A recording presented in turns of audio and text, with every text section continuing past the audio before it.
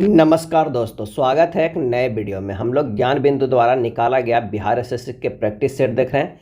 आज practice set देखेंगे 10। इसमें 150 प्रश्न दिया हुआ है। अब पूरे प्रश्न को डिटेल सॉल्यूशन किया जाता है, मैथ और रीजनिंग के भी। तो आइए शुरू करते हैं पहले प्रश्न से। पहला प्रश्न है कि दूरी मापने की सबसे बड़ी इकाई निम्न में से कौन सी है। दूरी मापने की सबसे बड़ी इकाई इनमें से कौन सी है, और इसका सही आंसर हो जाएगा ऑप्शन बी, पारसेक। और एक पारसेक बराबर क्या होता है, 3.08 गुना 10 के पावर 16 मीटर होता है। एक पारसेक बराबर होता है और ये सबसे बड़ी इकाई है। प्रकाश वर्ष भी दूरी का मात्रक है। एक प्रकाश वर्ष निर्वात में प्रकाश के द्वारा एक वर्ष में तय की गई दूरी को कहते हैं। तो कितना होता है एक प्रकाश बराबर?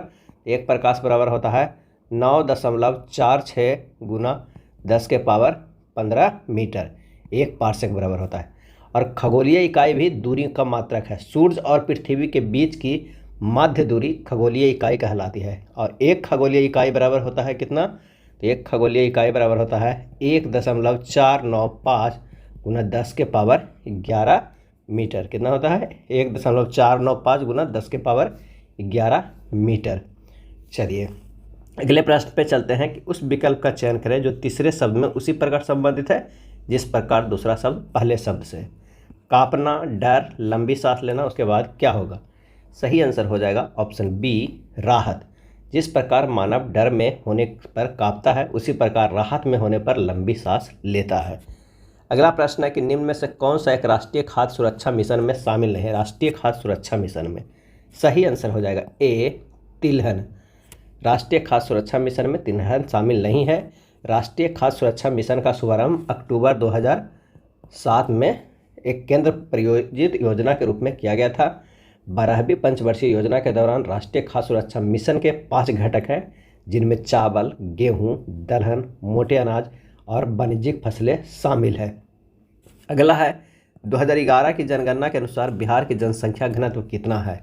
2011 की जनगणना के अनुसार बिहार का जनसंख्या घनत्व कितना है, और इसका सही आंसर हो जाएगा ए, 1106 पर किलोमीटर स्क्वायर।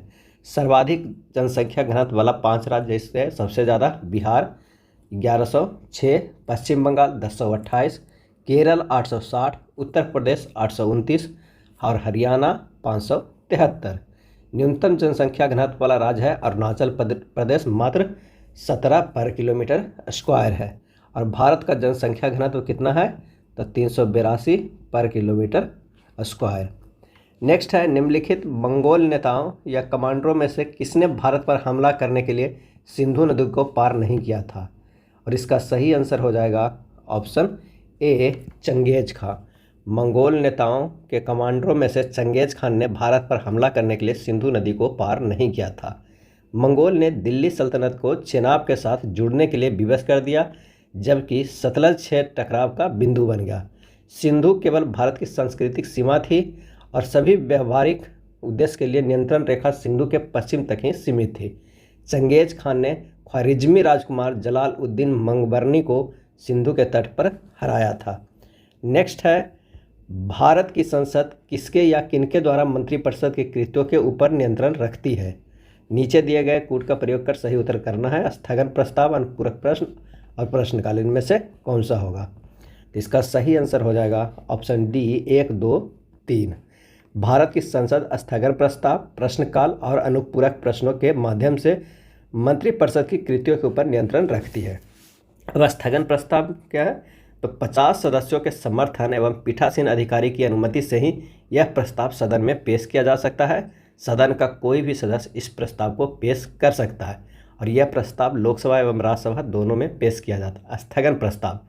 प्रश्नकाल क्या है कि दोनों सदनों में प्रत्येक बैठक के प्रारंभ में के 1 घंटे, कितने बजे से कितने बजे? तो 11 बजे से 12 बजे तक का समय को प्रश्न किए जाते हैं और उनके उत्तर दिए जाते हैं। इसे प्रश्नकाल कहा जाता है। और एक होता है अनुपूरक प्रश्न। सदन में किसी सदस्य द्वारा अध्यक्ष की अनुमति से किसी विषय जिसके संबंध में उत्तर दिया जा चुका है के स्पष्टीकरण हेतु अनुपूरक प्रश्न पूछा जाता है। चलिए अगले प्रश्न पे चलते हैं कि डोंग मुद्रा है किस देश का? सही आंसर हो जाएगा ऑप्शन डी, वियतनाम का। अगर हम कनाडा की बात करते हैं तो कनाडाई डॉलर है यहाँ की मुद्रा, और फ्रांस की बात करते हैं तो फ्रांस का मुद्रा क्या है, तो वो है यूरो। और नीदरलैंड का मुद्रा जो काफ़ी बार पूछा जाता है, गिल्डर है। नीदरलैंड का मुद्रा जो है वो है गिल्डर। नेक्स्ट है 6.6 के पावर बार का साधारण भिन्न क्या होगा। इसे हम लिख सकते हैं 6 + 0.6 के बार लिख सकते हैं, बराबर 6 + 6/9 और 6 + 2/3 बराबर 6.2/3। क्या लिख सकते हैं, 6.2/3 लिख सकते हैं। हमारे पास जो आंसर आ जाएगा ऑप्शन सी। अगला है उस विकल्प को चयन कीजिए जो तीसरे शब्द में उसी प्रकार संबंधित है जिस प्रकार दूसरा शब्द पहले से है। दूरदर्शी दूर की वस्तुएं, सूक्ष्मदर्शी में क्या होता है, आंसर हो जाएगा बी, बहुत छोटी वस्तुएं। नेक्स्ट प्रश्न है कि निम्नलिखित में से कौन सा कथन सत्य नहीं है। एन प्रकार के अर्धचालक में शुद्धि के रूप में फास्फोरस व एंटीमनी मिलाया जाता है, ये बिल्कुल सही है। जेनर डायोड एक ऐसी युक्ति है जिसमें धारा केवल अग्रदिशिक में अनुमति देता है, ये गलत है। कैथोड किरणें विद्युत व चुंबकीय क्षेत्रों में विक्षेपित हो जाती है, सही है। डायोड बल्ब एक युक्ति है जिसके द्वारा निर्वात में विद्युत धारा का प्रवाह किया जा सकता है, यह सही है। जेनर डायोड एक ऐसी युक्ति है जिसके अंदर से धारा अग्रदिशिक होने पर तो प्रवाहित होती है, साथ ही पश्चदिशिक होने पर भी यह धारा प्रवाह की अनुमति देती है। नेक्स्ट है निगल्ट्रम मुद्रा है कहाँ का, तो इसका सही आंसर हो जाएगा सी, भूटान का मुद्रा जो है वो है निगल्ट्रम।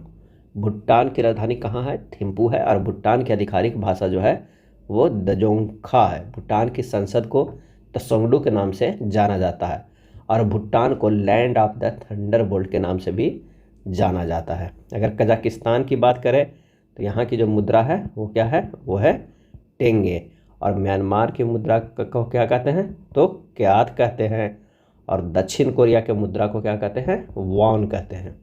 अगला है थल सेना के उत्तरी कमांड का मुख्यालय कहाँ है। उत्तरी कमांड का मुख्यालय कहाँ है, और इसका सही आंसर हो जाएगा ऑप्शन सी, उधमपुर।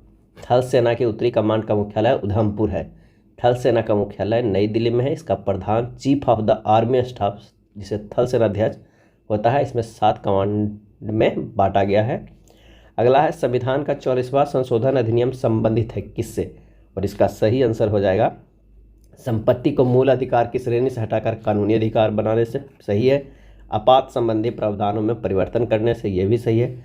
अनुच्छेद 352 के अंतर्गत घोषित राष्ट्रीय आपात को न्यायिक समीक्षा के दायरे में लाने से है, ये तीनों सही है। तो आंसर हो जाएगा इनमें से सभी। निम्न में से कौन अंतर्जनित बल का उदाहरण नहीं है। अंतर्जनित बल का उदाहरण नहीं है, और इसका जो सही आंसर हो जाएगा वो हो जाएगा डी, पवन। क्या हो जाएगा, तो वो पवन हो जाएगा। पवन अंतर्जनित बल का उदाहरण नहीं है। जो बल पृथ्वी के आंतरिक भाग में घटित होते हैं उन्हें अंतर्जनित बल या एंडोजेनिक फोर्स कहते हैं। भूकंप, भूस्खलन और ज्वालामुखी सब अंतर्जनित बल है। यंग इंडिया फोरम किस उद्योग व्यापार संगठन से संबंधित है। यंग इंडिया फोरम, आंसर हो जाएगा सी, CII। Young India forum CII उद्योग व्यापार संगठन से संबंधित है। भारतीय उद्योग परिसंघ की स्थापना 1895 में हुआ। भारत की एक गैर सरकारी, गैर लाभकारी उद्योग नेतृत्व तथा उद्योग प्रबंधित संगठन है। यह भारत को औद्योगिक विकास प्रक्रिया में एक सक्रिय भूमिका निभा रहा है। इस संघ का मुख्यालय कहाँ है, तो नई दिल्ली में है। √12 + √75 का मान क्या होगा, तो आइए इसे सोल्व करते हैं। √12 को लिख सकते हैं 2 × 2 × 3, अब प्लस √75 को 5 × 5 × 5 लिख सकते हैं। इसे कर सकते हैं 2√3 प्लस इसे कर सकते हैं 5√3 कर सकते हैं। तो 5 × 5 25 × 75, यहाँ पर 3 होगा।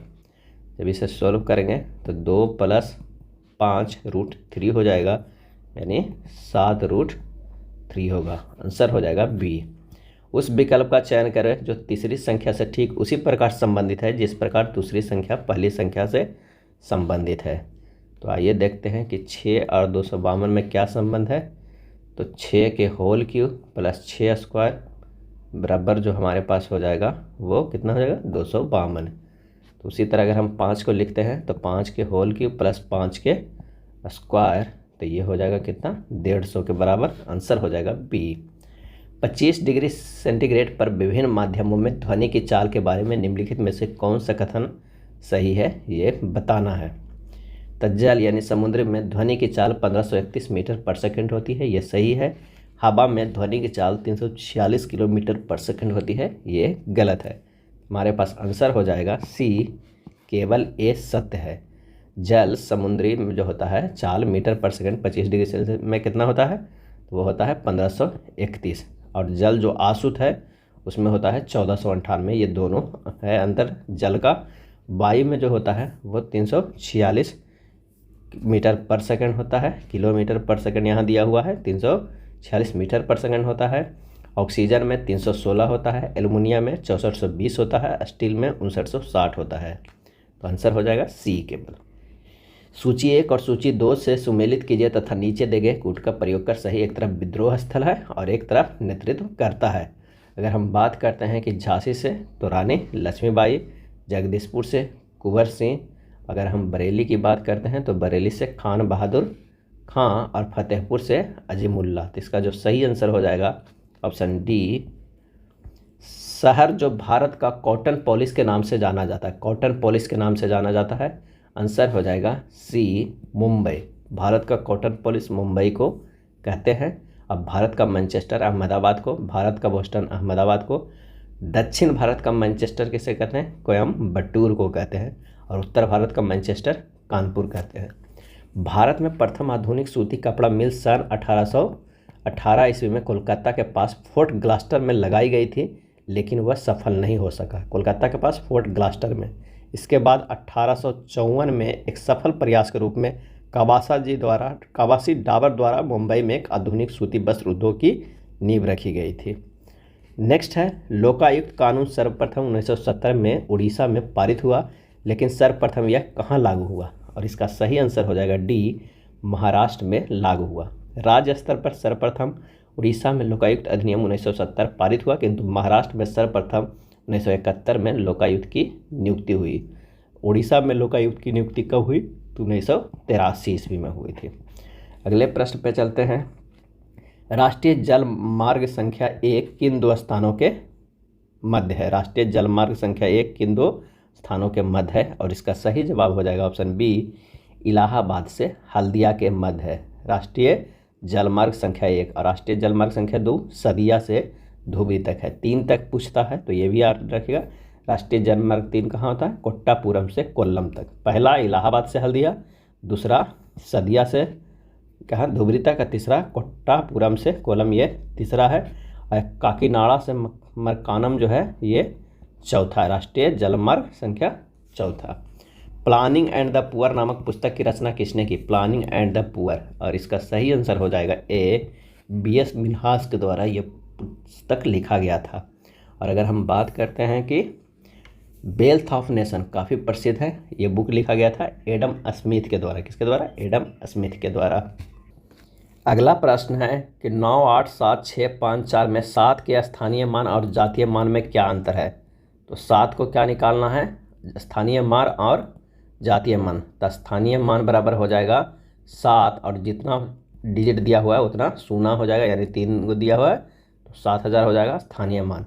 और जातीय मान की अगर हम बात करते हैं, जातीय मान तो वो कितना हो जाएगा, जो खुद है, तो आंसर हो जाएगा 7। अब दोनों का अंतर क्या हो जाएगा, तो 7000 माइनस 7 बराबर 6993। तो आंसर हो जाएगा ऑप्शन डी। किसी निश्चित कूट भाषा में इसको इस तरह लिखा जाता है, तो एक रेट को किस प्रकार लिखा जाएगा। तो आइए देखते हैं। W से +2 गया है, y लिखा है। A से -3 गया है, क्या लिखा है, x लिखा है। और R से +4 है तो v लिखा है। इसी तरह एक सीरीज बना है, किस तरह, +2 -3 +4 -5 +6 -7, इस तरह एक सीरीज बना है। उसी तरह अगर हम एक्यूरेट को करते हैं, A को +2 करेंगे तो हमारे पास C आएगा, C को -3 करेंगे तो Z आएगा, C को +4 करेंगे तो क्या आ जाएगा, G आएगा। इसी तरह आप सीरीज को पूरा कीजिएगा तो आंसर हमारे पास आ जाएगा D। निम्नलिखित में कौन सी प्रक्रिया दीर्घ तरंग विकिरण का भाग नहीं है। दीर्घ तरंग विकिरण का भाग नहीं है, आंसर हो जाएगा B, बिखरना। दीर्घ तरंग विकिरण पृथ्वी से उत्सर्जित 3.0 से 100 माइक्रोन के बीच तरंगदैर्घ्य के विद्युत चुंबकीय विकिरण है और इसका उपयोग वायुमंडल तापीय विकिरण के रूप में अंतरिक्ष में किया जाता है। दीर्घ तरंग जो विकिरण को स्थलीय विकिरण, थर्मल अवरक्त विकिरण या थर्मल विकिरण के रूप में भी जाना जाता है। अगले प्रश्न पे चलते हैं कि निम्नलिखित में से किस आंदोलन के दौरान करो या मरो का नारा दिया गया था? करो या मरो का, इसका सही जवाब हो जाएगा ऑप्शन डी, भारत छोड़ो आंदोलन। भारत छोड़ो आंदोलन की शुरुआत कब हुई थी? तो 9 अगस्त 1942 ईस्वी को। इस आंदोलन के दौरान 9 अगस्त को प्रातःकाल ऑपरेशन जीरो आवर के तहत गांधी जी तथा कांग्रेस के अन्य प्रमुख नेताओं को गिरफ्तार कर लिया गया था और गांधी जी को गिरफ्तार करके आगा खां महल में रखा गया था और इसी आंदोलन के दौरान करो या मरो के नारा दिया गया था गांधी जी के द्वारा। किस शहर को गुलाबी शहर के नाम से जाना जाता है? और इसका सही आंसर हो जाएगा ऑप्शन बी, जयपुर को। जयपुर को भारत का पेरिस या पूरब का पेरिस भी कहा जाता है। जयपुर की जो स्थापना है वो आमेर के महाराजा सवाई जयसिंह सेकंड के द्वारा किया गया था और यूनेस्को द्वारा जुलाई 2019 में जयपुर को विश्व विरासत शहर दर्जा दिया गया है। लखनऊ को नवाबों का शहर कहा जाता है। लखनऊ को क्या कहा जाता है? नवाबों का। अब भोपाल को राजा भोज की नगरी तथा झीलों की नगरी भी कहा जाता है। इंदौर भारत का सबसे स्वच्छ शहर है। क्या है? सबसे स्वच्छ शहर है। नेक्स्ट है, भारतीय संविधान के अनुसार मानव का दुर्व्यवहार और बलात्श्रम निषेध यह कौन सा अनुच्छेद में वर्णित है? और इसका सही आंसर हो जाएगा ऑप्शन ए, अनुच्छेद 23 के तहत मानव को दुर्व्यवहार और बलात्श्रम निषेध है। भारतीय संविधान में मौलिक अधिकार अमेरिकी संविधान से लिया गया है जो अनुच्छेद 12 से 35 तक है मौलिक अधिकार और ये संविधान के भाग 3 में है। वर्तमान में 6 प्रकार के मौलिक अधिकार नागरिकों को प्रदान किया गया है। अगला है, भारतीय संविधान के किस अनुच्छेद में सर्वोच्च तथा उच्च न्यायालयों की भाषा का उल्लेख किया गया है? सही जवाब हो जाएगा ए, अनुच्छेद 348 एक के तहत जब तक संसद विधि द्वारा ए से वन न करे तब तक उच्चतम न्यायालय व प्रत्येक उच्च न्यायालय में सभी कार्रवाइयों का माध्यम जो होगा वो अंग्रेजी होगा। और अनुच्छेद 349 भाषा से संबंधित कुछ विधियों को अधिनियमित करने के लिए विशेष प्रक्रिया किया गया है। नेक्स्ट है, संख्या 7654, 8506 तथा 9997 को किसी संख्या से भाग देने पर समान शेषफल बचता है तो शेषफल ज्ञात करें। इन तीनों को किसी संख्या से भाग देने पर समान शेषफल बचता है तो शेषफल ज्ञात करें। इस प्रश्न को इस तरह हल कर सकते हैं। सबसे पहले 9997 माइनस कर देना है कितना? 7654, तो हमारे पास आ जाएगा 2343 और एक में 8506 में घटा देना है 7654 तो हमारे पास क्या आ जाएगा? 852 और 9997 से घटा देना है एक बार 8500 क्या है 6 तो आ जाएगा 1491। जब ये तीनों आया है तो इन तीनों का मसा निकाल लेना है। इन तीनों का जो हमारे पास मसा आएगा, इन तीनों का 2343, 852, 1491 का जो मसा आएगा वो कितना हो जाएगा? 213 और 213 को भागा दे देना है 7654 में या किसी में से भागे तो हमारे पास ये हो जाएगा, ये अगर हम 3 से काटेंगे तो हमारे पास आ जाएगा कितना? 639। ये हो जाएगा कितना? 1204 उतार देंगे 1264 और उसे फिर 5 मरतबे करेंगे तो ये हो जाएगा 1065। बचेगा कितना? 199। यही हमारा शेषफल बचेगा तो आंसर हो जाएगा 199 बी। नेक्स्ट है, दिए गए संख्या श्रृंखला में उस विकल्प का चयन करें जो निम्नलिखित श्रेणी में प्रश्नवाचक के स्थान पर आ सकती है। 6 से 36 गुना 6 किया गया है, 36 से 41 प्लस 5 किया गया है, फिर गुना 41 से 4 किया गया है। 41 से 4 करेंगे तो हमारे पास आ जाएगा 4 और 416 164। आंसर हो जाएगा डी। फिर से प्रश्नवाचक के स्थान पर क्या आ सकता है ये बताना है कि 13 प्लस क्या हो जाएगा? 4 17 और 17 प्लस 7 कितना हो जाएगा? 24 और 24 प्लस 12 क्या हो जाएगा? 36। यानी यहाँ इसमें 3 बढ़ रहा है और 7 से 12 में 5 बढ़ रहा है। एक नीचे भी सीरीज चल रहा है जो 3 5 7 इस तरह का बढ़ रहा है।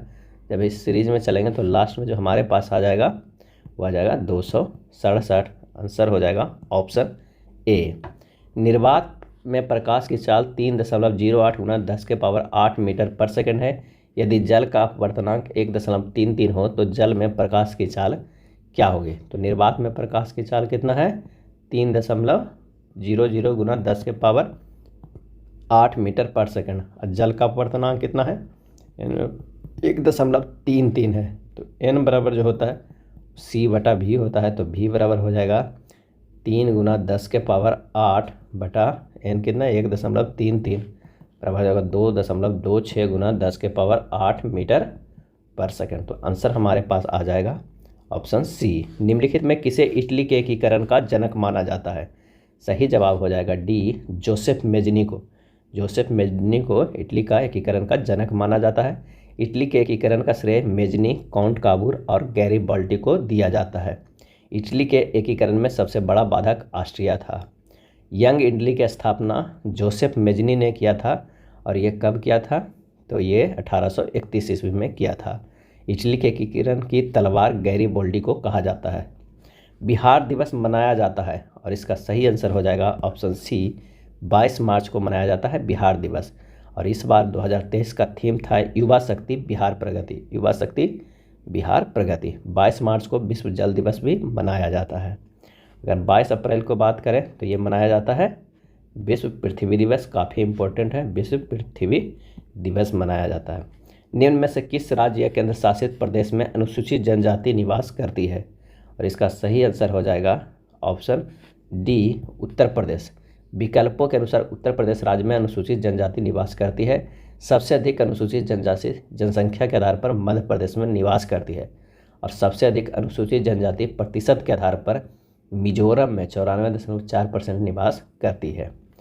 अगला है, एक विद्यालय में 1/5 भाग लड़कियां तथा 1/8 भाग लड़के एक शिविर में भाग लेते हैं तो कुल विद्यार्थियों का कितना भाग शिविर में भाग लेते हैं?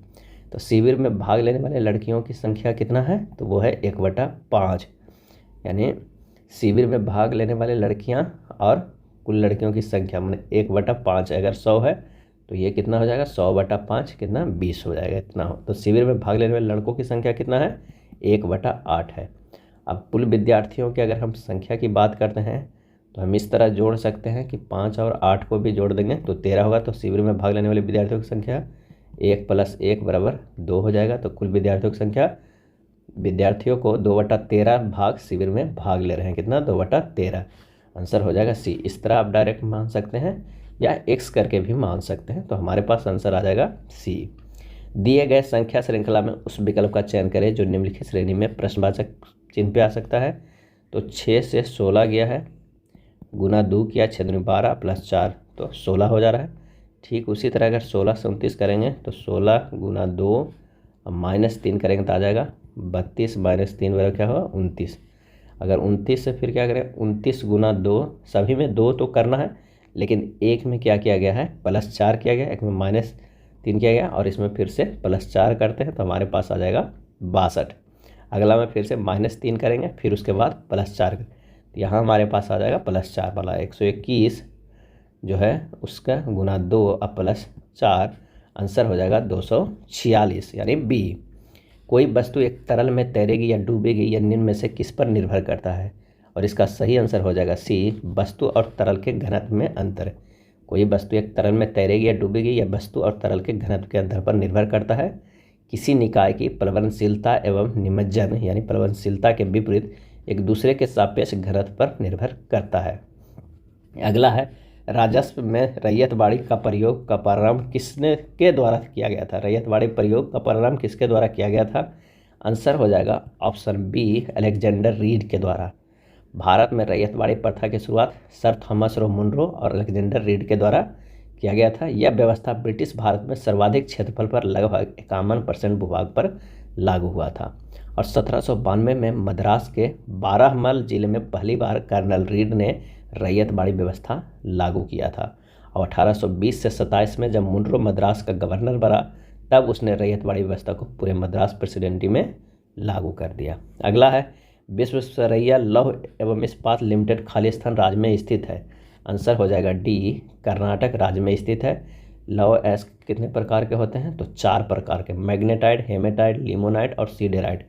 इसका फार्मूला भी देख लीजिए, कई बार पूछा जाता है। Fe3O4 जो होता है मैग्नेटाइट का होता है, Fe2O4 होता है हेमेटाइट का होता है और 2Fe2O3 H2O जो होता है वो लिमोनाइट का, और CO3 जो होता है वो सिडेराइड का होता है। अगला प्रश्न है कि विद्युत मोटर में, और इसका सही जो आंसर हो जाएगा विद्युत मोटर में क्या होता है, तो इसका जो सही आंसर हो जाएगा ऑप्शन सी, विद्युत ऊर्जा को यांत्रिक ऊर्जा में बदला जाता है। यानी जब उसमें बिजली दी जाती है तो वो घूर्णन करता है, यानी विद्युत ऊर्जा को यांत्रिक ऊर्जा में बदलता है। अगला 675 को किस छोटी से छोटी संख्या से गुना किया जाए कि गुणनफल एक पूर्ण वर्ग होगा, और इसका आंसर हो जाएगा, आइए निकाल कर देखते हैं। 675 को हम लिख सकते हैं 5 गुना 5 गुना 3 गुना 3 गुना 3, और ये जोड़ा बैठा देंगे तो पूर्ण वर्ग बनाने के लिए हमें कितना से गुना, तो 2 तो जोड़ा बैठ गया, 1 जोड़ा और होना चाहिए, तो इसे 3 से अगर गुना कर देंगे तो जोड़ा बन जाएगा, तो हमारे पास आंसर हो जाएगा बी। दिए गए विकल्पों में से उस अक्षर समूह का चयन करें जो प्रश्नवाचक चिन्ह पे आएगा। तो आइए देखते हैं, 22 से -3 गया, बी है, बी से -3 है, एस है, और एस से -3 है, पी है, और पी से अगर -3 करेंगे तो क्या हो जाएगा, एम हो जाएगा। यानी पी से -3 करेंगे तो एम हो जाएगा, और ओ से भी -3 करेंगे तो हमारे पास क्या हो जाएगा, एल होगा।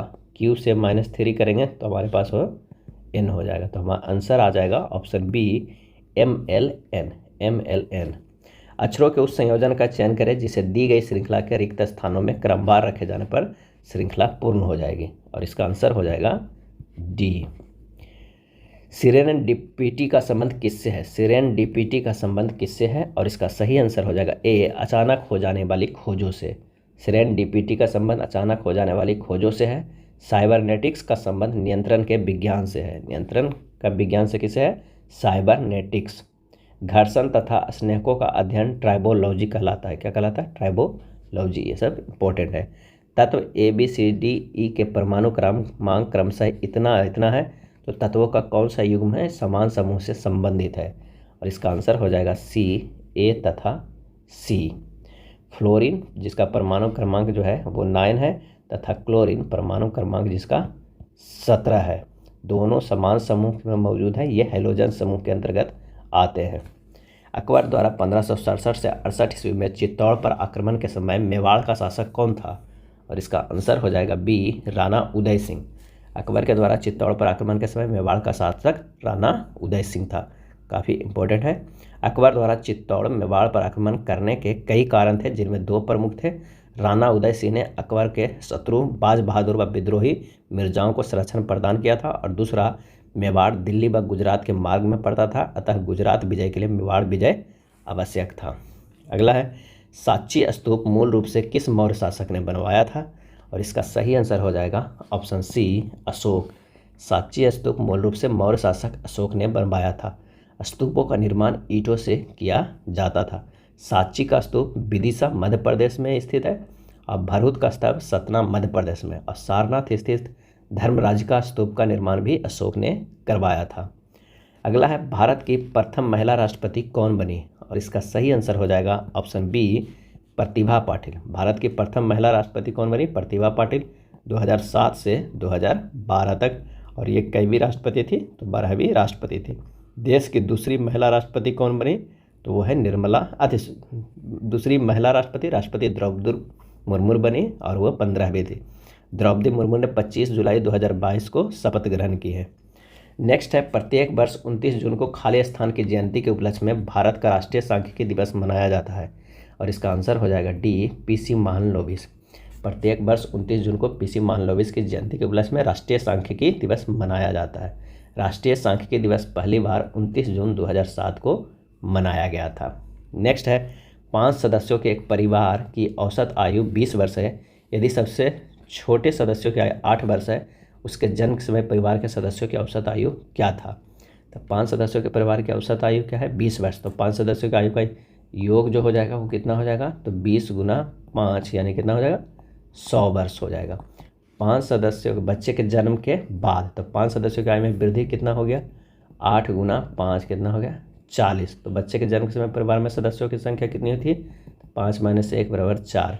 तो बच्चे के जन्म के समय परिवार में सदस्यों की औसत आयु 100 - 40, तो वृद्धि होता है तो घट जाएगा, बटा 40 सदस्य। आंसर हो जाएगा हमारे पास 15 वर्ष। सही जवाब हो जाएगा सी। 3 कारों की चालों में 2:3:4 का अनुपात है। तीनों कारों द्वारा समान दूरी को तय करने में लिए समय का अनुपात क्या होगा? तो जब दूरी समान हो तो तीनों कारकों के चालों के अनुपात क्या है, जो दिया हुआ है 2:3:4 है। और तीनों कारों का समय का अनुपात क्या हो जाएगा, 1/2:1/3:1/4। और इन 4 3 जो 2 है इनको एलसीएम ले लेंगे तो कितना हो जाएगा 12, इसे गुना कर देंगे, हमारे पास आ जाएगा 6:4:3। आंसर हो जाएगा 6:4:3 डी। नेक्स्ट प्रश्न कथन एवं निष्कर्ष के हैं। सभी केक पेस्ट्री है, यानी अगर ये केक है तो सभी केक जो है वो क्या है, पेस्ट्री है। कुछ पेस्ट्री जो है वो चॉकलेट है, कुछ पेस्ट्री जो है वो चॉकलेट है। यहाँ पर हम चॉकलेट करते हैं क्योंकि कुछ पेस्ट्री चॉकलेट है, और सभी जो चॉकलेट हैं वो क्या हैं, तो ये हैं बिस्कुट है, बिस्कुट है। अब आइए निष्कर्ष में, कुछ जो बिस्किट हैं वो पेस्ट्री हैं, बिल्कुल सही है। सभी केक जो हैं वो चॉकलेट है, ये गलत है। तो आंसर हो जाएगा केवल निष्कर्ष एक अनुसरण करता है, डी हो जाएगा। एम की पत्नी एन की बहू है, पी ओ का पति है जो एम की बहन है, पी एन से किस प्रकार संबंधित है, ब्लड रिलेशन का। इसे आप सोल्व कर लीजिएगा, आंसर हो जाएगा डी दामाद।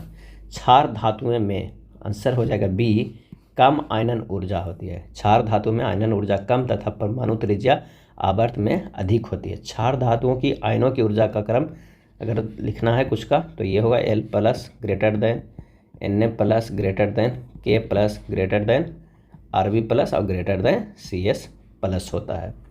अगला है निम्नलिखित में से किसमें ट्राइक्लोशन के विद्यमान होने की सर्वाधिक संभावना है जिसके लंबे समय तक उच्च स्तर के प्रभावन में रहने का हानिकारक माना जाता है।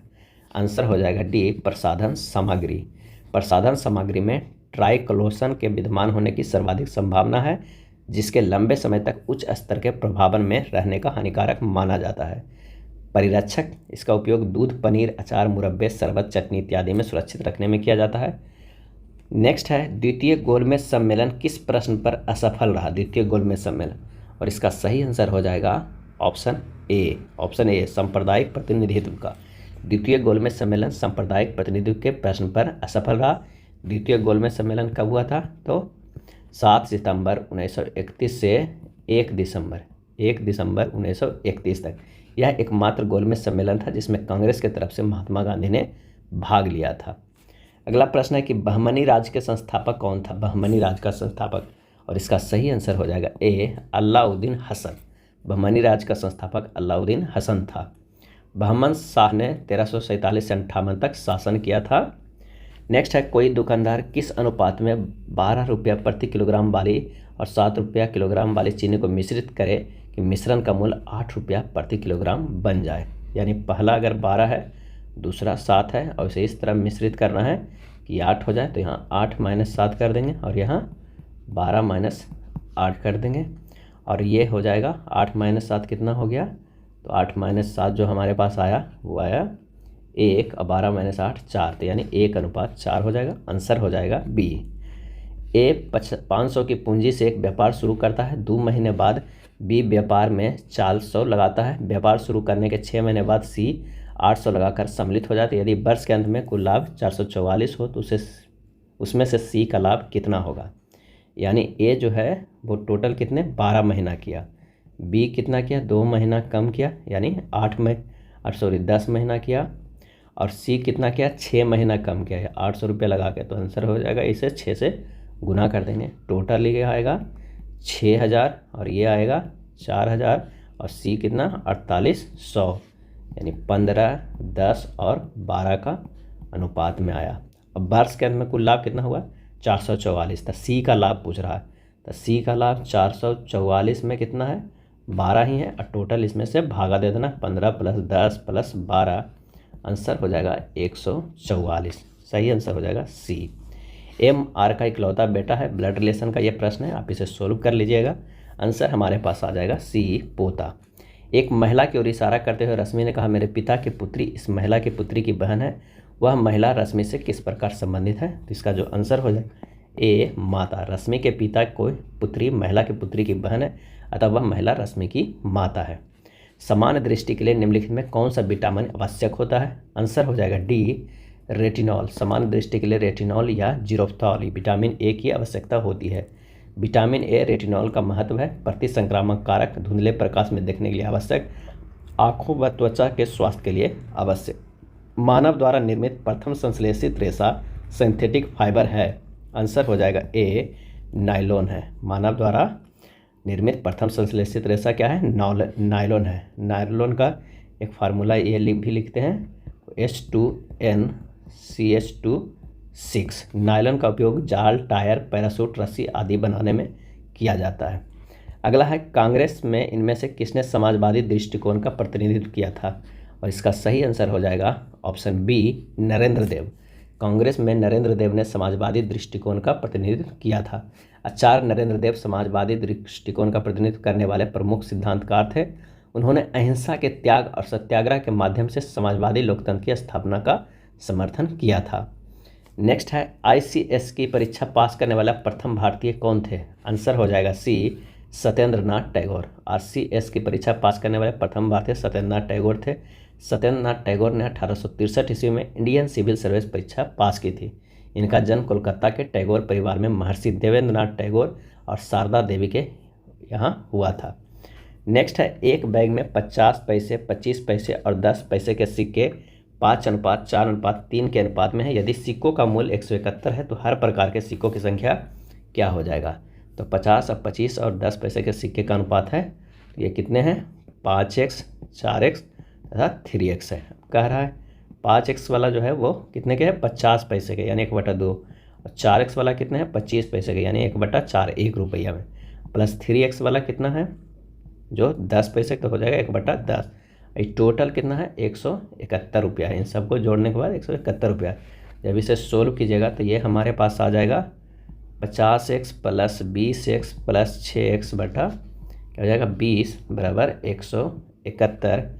जब और सोल्व कीजिएगा आगे तो 76x बराबर हो जाएगा 171 गुना 20, तो x का मान हमारे पास आ जाएगा 45।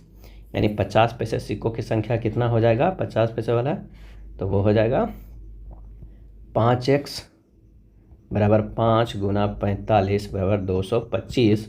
उसी तरह 4x बराबर हो जाएगा 4 गुना 45 बराबर 180। और 3x बराबर हो जाएगा 3 गुना 45 बराबर 135। आंसर हमारे पास आ जाएगा बी। रेनू ने अपनी आय की 30% बचत करती है। यदि उसकी बचत 30% बढ़ जाती है और व्यय 25% बढ़ जाता है तो रेनू की आय में प्रतिशत वृद्धि क्या है? तो आइए देखते हैं। माना कि रेनू की आय कितना है? 100 रुपया है। बचत कितनी कर रही है? वो कर रही है 30 रुपया। अब व्यय कितनी कर रही है? 70 रुपया कर रही है। तो नया बचत कितना क्या हो जाएगा? तो 30 प्लस 30 गुना 30 बटा 100 यानी 39 रुपया। और नया व्यय कितना कर रही है? 70 प्लस 70 के 25% कितना हो जाएगा टोटल? तो 87.5 हो जाएगा। तो नया आय कितना हुआ? 39 प्लस 87.5 बराबर 126.5। आंसर हमारे पास जो आ जाएगा वो क्या आ जाएगा? 126.5। तो नया आया, तो रेनू की आय में वृद्धि प्रतिशत निकाल रहा है, प्रतिशत पूरा। तो 126.5 माइनस पहले क्या था? 100/100। उसके बाद क्या है? गुना 100 कर देंगे तो आ जाएगा 26.5%। आंसर हो जाएगा बी। अगले प्रश्न पे चलते हैं कि 7 व्यक्ति GMR LP और C एक वृत्ताकार मेज के केंद्र की ओर मुख करके बैठा हुआ है। किसके तरफ? केंद्र के मुख करके बैठा हुआ है। उसके बारे में निम्नलिखित जानकारी है। G K के ठीक दाएं और वो बगल में है, यानी यहाँ पर अगर G है तो यहाँ पर क्या है? K है। C के बाएं से तीसरे स्थान पे है। C के बाएं से तीसरे स्थान पे, यहाँ पर अगर C है तो यहाँ पर भी कोई और है। R, C और P दोनों के आसन है। R जो है वो कितना? C और P के, यानी C और P के बीच में है। M J के आसान नहीं है, तो यहाँ पर हो जाएगा M। इस तरह के हमारा एक बैठा हुआ है, तो M के बाएं और तीसरे स्थान पे कौन है? तो इसका जो आंसर हो जाएगा वो हो जाएगा C। आंसर हो जाएगा A। 5 व्यक्ति ABCDE एक सीधी पंक्ति में उत्तर की ओर बैठा हुआ है। किधर? उत्तर की ओर बैठा हुआ है। E D के ठीक बगल में बैठा हुआ है। यहाँ पर अगर E बैठा हुआ है तो यहाँ पर क्या बैठा हुआ है? D बैठा हुआ है, यानी E D के ठीक बगल में बैठा हुआ है। C B के ठीक बगल में बैठा हुआ है, तो यहाँ पर हो जाएगा C। B A के बगल में बैठा हुआ है। B जो है वो बी ए के बगल में सॉरी नहीं बैठा हुआ है, तो अगर हम यहाँ पर बी कर देते हैं और यहाँ पर ए कर देंगे तो हो जाएगा। जो बेंच के बाएं छोर पे है, सी के दाएं दूसरे स्थान पर ई, डी और ए के दाएं ई और सी एक साथ बैठे हैं, तो ई का स्थान क्या है? इसका सही आंसर हो जाएगा ऑप्शन डी और सी दोनों का निकटतम पड़ोसी है, वो है ई। उत्कृष्ट धातु को घोलने के लिए निम्नलिखित में से किस एक का प्रयोग किया जाता है? आंसर हो जाएगा डी, एक्वा रेजिया को।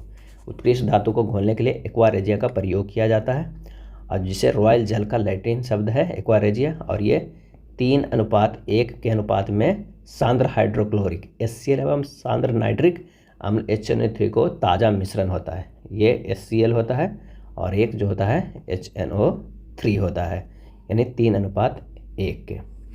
थायराइड के अनियमितताओं से निम्न में से कौन सा रोग होता है? सही आंसर हो जाएगा डी, इनमें से सभी। मिक्सिडीमिया, हाशिमोटो का रोग और सामान्य घेगा या गलकंड, ये तीनों रोग होता है थायराइड की अनियमितताओं से। अशोक के प्रशस्तर अभिलेख खाली स्थान के प्रतीक थे, और इसका आंसर हो जाएगा सी, प्रशासन। अशोक के प्रशस्तर अभिलेख प्रशासन के प्रतीक थे। गौतम बुद्ध ने धर्म चक्र परिवर्तन कहाँ से आरंभ किया था? और इसका सही जो आंसर हो जाएगा, तो इसका सही आंसर हो जाएगा कहाँ से? ऑप्शन डी, सारनाथ से। गौतम बुद्ध ने धर्म चक्र परिवर्तन सारनाथ से आरंभ किया था। ज्ञान प्राप्ति के बाद गौतम बुद्ध ने सारनाथ उत्तर प्रदेश में 5 ब्राह्मण सन्यासियों को अपना प्रथम उपदेश दिया था, जिसे बौद्ध ग्रंथों में धर्म चक्र प्रवर्तन के नाम से जाना जाता है। बौद्ध धर्म के संस्थापक महात्मा बुद्ध थे, और एडमिन अर्नोल्ड ने इन्हें एशिया का प्रकाशपुंज कहा था। यदि अ एक काम को 20 दिन में करता है तथा ख उसी काम को 30 दिन में करता है, तो बताइए दोनों मिलकर उस काम को 50% भाग द्वारा करने में कितना समय लगेगा? तो अ कितने दिन में करता है? 20 दिन में, और ख कितने दिन में? 30 दिन में। इन दोनों का हम एलसीएम निकाल देंगे। 60 होगा, इसका 3 होगा यूनिट कार्य क्षमता, इसका 2, दोनों मिला के कितना होगा? 5। लेकिन कह रहा है 50% इसका, 60 के 50 कितना हो जाएगा? 30। तो 30/5 कर देंगे तो हमारे पास जो आ जाएगा 6 दिन। ये आंसर आ जाएगा ऑप्शन डी। 1 वर्ग किलोमीटर में कितने वर्ग मीटर होंगे? इसका जो आंसर हो जाएगा वो हो जाएगा डी, 1 वर्ग किलोमीटर में इतना वर्ग मीटर होंगे। इसे कैसे निकालेंगे? तो 1 किलोमीटर के स्क्वायर है, 1 किलोमीटर गुना 1 किलोमीटर, और 1 किलोमीटर और क्या होगा? 1000 मीटर गुना 1000 मीटर, 1000 मीटर, और इक्वल टू हो जाएगा कितना? 1 पे पावर 6 शून्य हो जाएगा। वही हमारे पास जो हो जाएगा वर्ग मीटर। आंसर हो जाएगा डी। अभिषेक एक बिंदु ए से शुरू करता है, दक्षिण की तरफ 15 मीटर चला जाता है। क्या? दक्षिण की तरफ 15 मीटर चला जाता है। फिर वह बाएं मुड़ा और 20 मीटर चला जाता है। ये 15 मीटर है, ये 20 मीटर चला जाता है। इसके बाद फिर वह बाएं मुड़ा और 15 मीटर गया, ये 15 मीटर गया। उसके बाद कह रहा है कि वह पुनः बाएं मुड़ा और 35 मीटर चला। कितना चला? तो ये 35 मीटर चला, तथा एक बिंदु बी पर पहुंच गया। यहाँ कहाँ? बी पे पहुंच गया, और ये से शुरू किया था। तो बिंदु ए के संबंध में बिंदु बी कितनी दूरी पर तथा किस दिशा में? तो ये हो जाएगा कितना? 15 मीटर, और ये भी किधर? पश्चिम के। तो आंसर जो हमारे पास आ जाएगा वो हो जाएगा ए। चलिए, कार्तिक ने एक मॉल में चलना शुरू किया। सबसे पहले वह उत्तर दिशा की ओर 8 किलोमीटर चला। कहाँ चला? उत्तर की दिशा में 8 किलोमीटर चला। वहाँ से वह दाएं मुड़ा और 3 किलोमीटर चला। कहाँ? 3 किलोमीटर चला। उसके उपरांत वह दाएं मुड़कर 5 किलोमीटर चला। दाएं मुड़कर वो 5 किलो, ये 3 है और ये टोटल 8 किलोमीटर, तो यहाँ पर ये 5 किलोमीटर है। उसके बाद वह फिर दाएं मुड़ा और ये 7 किलोमीटर चला। कितना? 7 किलोमीटर। तो ये हमारी दूरी जो हो जाएगी वो कितने हो जाएगी? तो वो हो जाएगा 4 किलोमीटर। अब कह रहा है फिर से दाएं मुड़कर 7 किलोमीटर चला। मॉल से कार्तिक के अंतिम स्थान की दूरी क्या होगा? तो यहाँ तो ये 5 था, तो ये 3 हो जाएगा, 3 4, तो ये दूरी ही पूछ रहा है। तो ये हमारे पास जो दूरी आएगा वो कितना आएगा? तो आंसर हो जाएगा हमारे पास सी, 5 किलोमीटर। एक न्यूरॉन के एक्सॉन के अंतिम छोर की शाखाएं दूसरे न्यूरॉन के डेंड्राइट्स के से जुड़कर क्या बनाती है? और इसका आंसर हो जाएगा ऑप्शन क्या हो जाएगा? तो ऑप्शन हो जाएगा डी, सिनैप्स। एक न्यूरॉन के एक्सॉन के अंतिम छोर की शाखाएं दूसरे न्यूरॉन के डेंड्राइट्स से जुड़कर सिनैप्स बनाती है। अगले प्रश्न पर चलते हैं। इनमें से कौन सी पेशी उत्तक के प्रकार है? सही जवाब हो जाएगा ऑप्शन डी, इनमें सभी। अरेखित या अनैच्छिक हृदय पेशी, रेखित या ऐच्छिक। नेक्स्ट है धातु के एक ठोस गोले की त्रिज्या 1.5 सेंटीमीटर है, इसे पिघलाकर 0.2 सेंटीमीटर व्यास वाला एक तार खींचा जाता है। तार की लंबाई क्या है? तो ठोस गोले का आयतन बराबर तार का आयतन। तो इसे निकाल देते हैं। 4/3 पाई 1.5 के होल क्यूब बराबर हो जाएगा पाई गुना 0.2 के बट्टा 2 के स्क्वायर गुना h, क्योंकि तार की लंबाई h है। ये ठोस गोले का आयतन बराबर तार के आयतन कर रहे हैं। यहाँ से h बराबर निकल के आ जाएगा 4/3 पाई गुना 1.5 गुना 1.5 गुना 1.5 बटा पाई गुना 0.1 गुना 0.1। फिर इसे काट पीट करेंगे तो हमारे पास जो आंसर आ जाएगा 450 सेंटीमीटर आ जाएगा। आंसर हो जाएगा डी। अगला प्रश्न है, दो नल ए और बी एक हौज को क्रमशः 6 मिनट और 7 मिनट में भर सकते हैं। यदि वे बारी बारी से 1 मिनट के लिए खोले जाएं तो कितने समय में वह हौज को पूरा भर देंगे?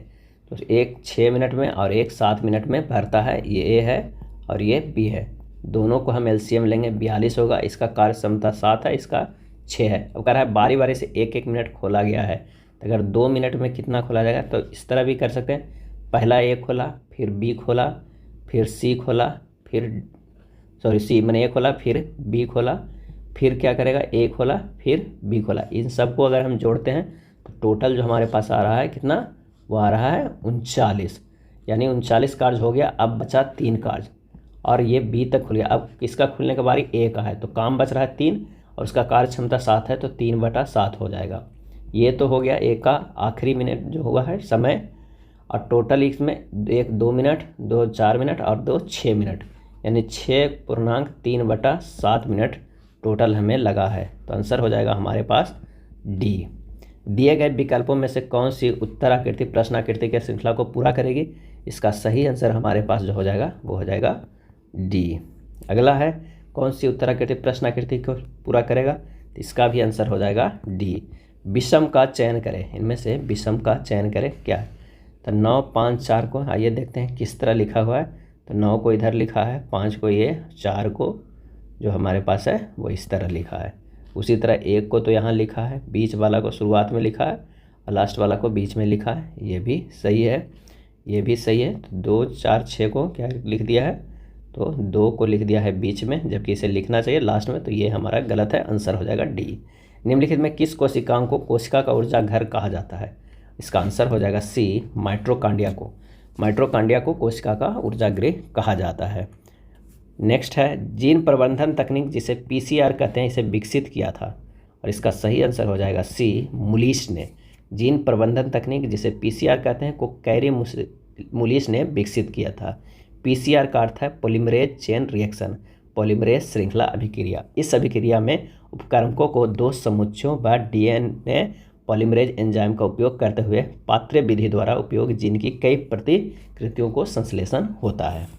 नेक्स्ट है, यदि 2 गाड़ियों की चाल 50 किलोमीटर पर घंटा और 40 किलोमीटर पर घंटा हो तो उनकी सापेक्षिक चाल मीटर पर सेकंड में क्या होगी? तो गाड़ियों की सापेक्षिक चाल बराबर होगा 50 + 40 गुना 5/18 से गुना कर देंगे तो हमारे पास आ जाएगा 25 मीटर पर सेकंड। अब समान दिशा में है तो गाड़ियों की सापेक्षिक चाल बराबर हो जाएगा क्या? अगर गाड़ी विपरीत दिशा में तो ये सापेक्षिक चाल हुआ, अगर समान दिशा में तो 50 - 40 गुना 5/18 बराबर हो जाएगा 25/9 मीटर पर सेकंड। तो जो विकल्प में ही नहीं, तो आंसर हमारे पास हो जाएगा 25 मीटर पर सेकंड। अगला प्रश्न है, 27 किलोमीटर पर घंटा की चाल से चलने वाली 100 मीटर लंबी रेलगाड़ी 200 मीटर लंबे पुल को कितने समय में पार करेगी? तो रेलगाड़ी की चाल क्या है? 27 किलोमीटर पर घंटा, तो इसे मीटर पर सेकंड में बदल देते हैं। 27 गुना 5/18 बराबर 7.5 मीटर पर सेकंड। रेलगाड़ी की लंबाई कितनी है? तो वो है 100 मीटर लंबाई रेलगाड़ी के। अब पुल की लंबाई कितना है? पुल की लंबाई है वो है 200 मीटर। तो पुल का पार करने में समय कितना लगेगा? समय बराबर क्या हो जाएगा? तो 200 + 100 बटा 7.5, आंसर हो जाएगा 40 सेकंड। कितना हो जाएगा? 40 सेकंड। दिए गए आकृति में कुल कितने त्रिभुज हैं? आंसर हो जाएगा ए, 24 त्रिभुज है। दिए गए विकल्प में कौन सी उत्तराकृति प्रश्नाकृति के प्रारूप को पूरा करेगा? इसका सही आंसर हो जाएगा ए। किस उपवर्ग का जंतु ना तो अंडे देते हैं ना ही पूर्ण विकसित बच्चे को जन्म देते हैं? और इसका आंसर हो जाएगा बी, मेटाथीरिया। मेटाथीरिया उपवर्ग के जंतु न तो अंडे देते हैं और न ही पूर्ण वर्ग का मैंने पूर्ण विकसित बच्चे को जन्म देते हैं। मेटाथीरिया इस उपवर्ग के जंतुओं में स्तन ग्रंथियाँ पाई जाती है, लेकिन इसके चुचुक मार्सुपियल थैली में खुलते हैं और यहीं से वह विकसित बच्चे का पोषण होता है। इसमें जो होता है वो बाह्य कण उपस्थित होता है। इनमें शरीर का तापमान हमेशा समान रहता है, जैसे कंगारू, डायडेलफिश ये सब हैं। और एक यूथीरिया होता है। इस उपवर्ग में उच्च स्तनधारी सम्मिलित होते हैं। इनमें भ्रूण मादा के गर्भाशय में विकसित होता है। इनमें बाह्य कर्ण उपस्थित रहता है, जैसे मनुष्य, हाथी, गधा, पेंगुइन ये सब है जो है यूथीरिया में आते हैं। निम्नलिखित में किसका संबंध दूध में नाइट्रेट की उपस्थिति का पता लगाने से है? और इसका सही आंसर हो जाएगा सी, बेनेडियम। बेनेडियम थर्ड जो होता है द्वारा दूध में नाइट्रेट की उपस्थिति का पता लगाया जाता है। दिए गए विकल्प में कौन सी उत्तराकृति प्रश्नाकृति के प्रारूप को पूरा करेगी? और इसका आंसर हो जाएगा ऑप्शन बी। अगला फिर से उत्तराकृति प्रश्नाकृति को कौन सा पूरा करेगा? तो आंसर इसका भी होगा सी। एक व्यापारी अपने सामान के मूल्य पर इस प्रकार लिखता है कि नगद देने पर 10% कम करने पर भी वह 15% लाभ उठाता है। उस वस्तु का लिखा हुआ मूल्य क्या है जिसका क्रय मूल्य 72 रुपया है? तो क्रय मूल्य यहाँ पर क्या दिया हुआ है? क्रय मूल्य बराबर है 72 रुपया। लाभ प्रतिशत बराबर क्या है? लाभ प्रतिशत कितना कमा रहा है? 15%।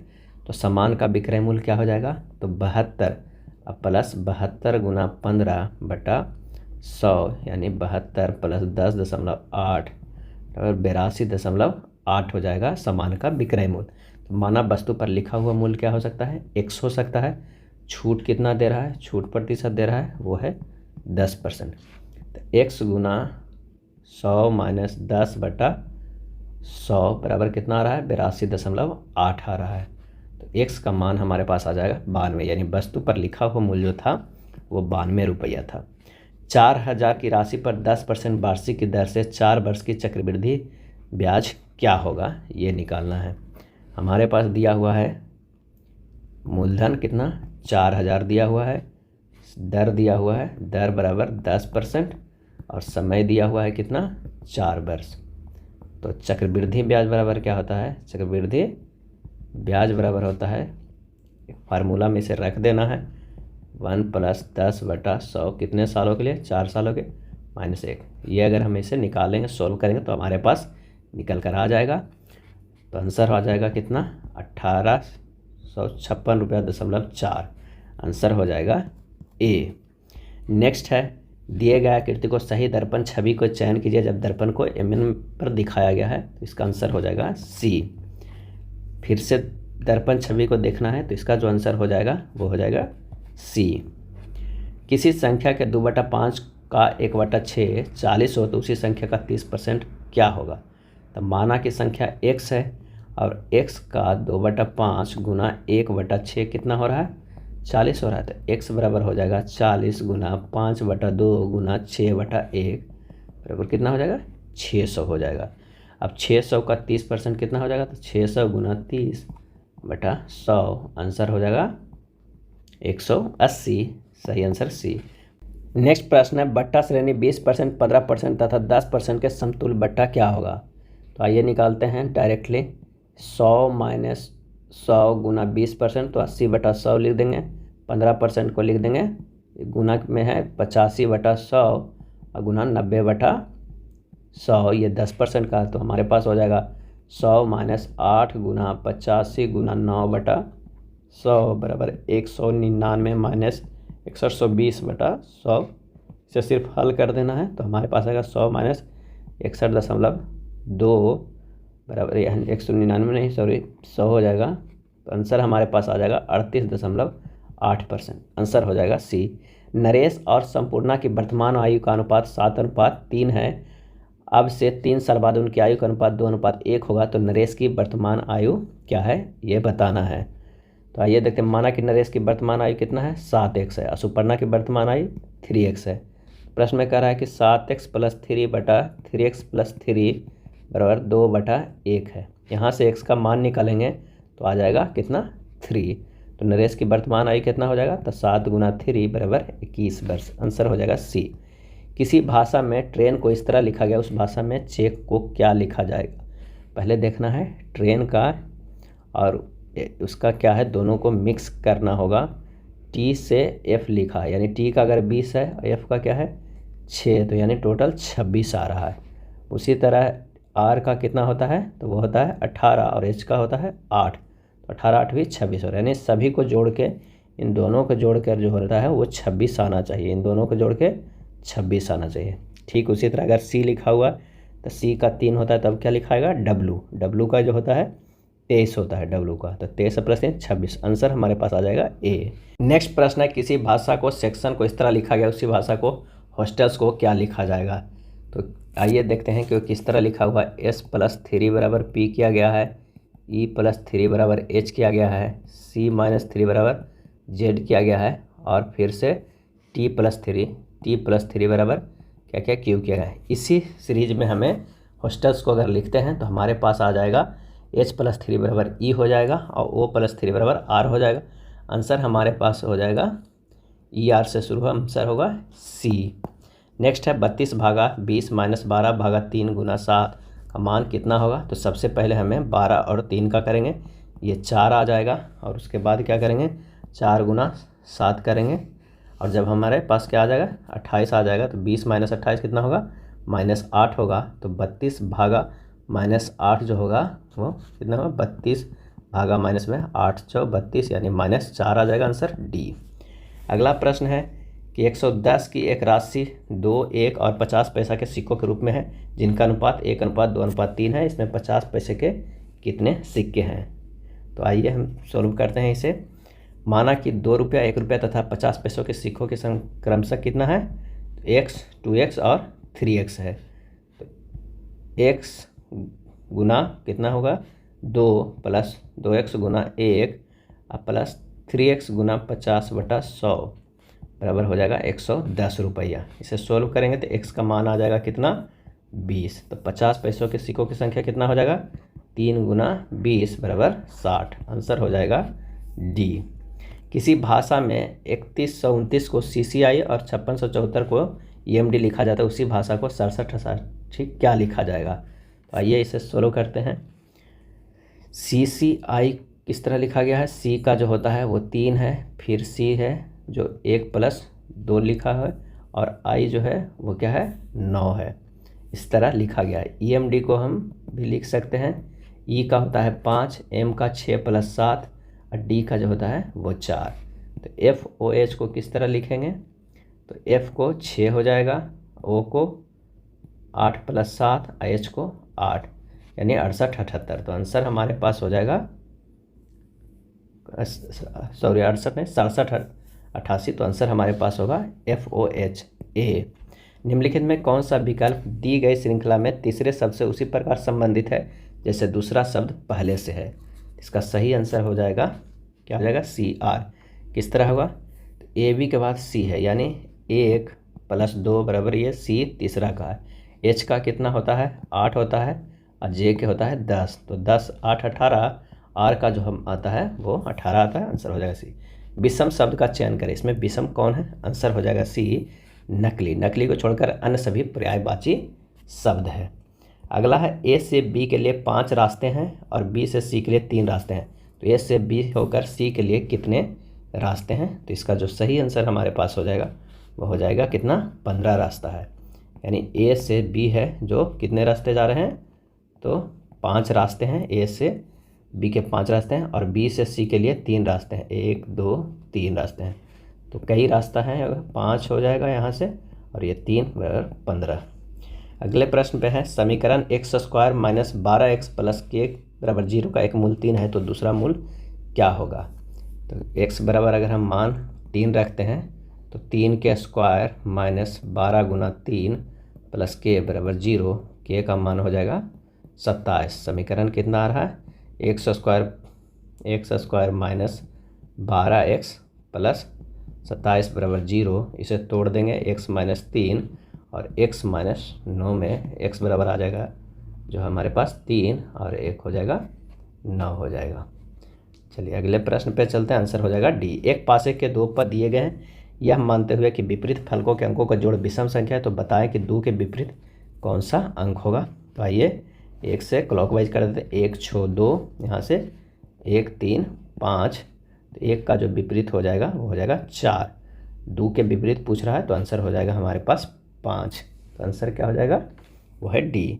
उस विकल्प की आकृति का चयन कीजिए जो नीचे दी गई आकृति में इसके भाग के रूप में अंतर्निहित है। आंसर हो जाएगा ऑप्शन बी।